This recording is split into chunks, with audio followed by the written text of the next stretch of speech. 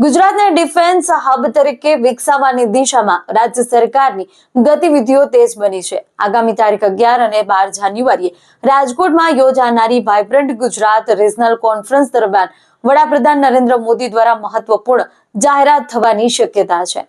નમસ્કાર, પ્રાઇમ ટીવીમાં આપનું સ્વાગત છે।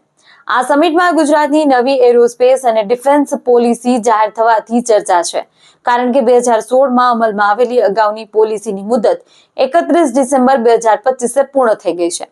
ગુજરાત એન્જિનિયરિંગ, કાસ્ટિંગ અને મેન્યુફેક્ચરિંગ ક્ષેત્રે મજબૂત આધાર ધરાવે છે, જેમાં મોટાભાગના એકમો MSME છે। નવી ડિફેન્સ પોલિસી અમલમાં આવે તો સ્થાનિક ઉદ્યોગોને મોટો લાભ મળી શકે છે। અગાઉની નીતિથી મોટા રોકાણો આવ્યા હતા, પરંતુ OEM આધારિત મર્યાદાઓને કારણે સ્થાનિક સપ્લાય ચેઇન વિકસી શકી ન હતી।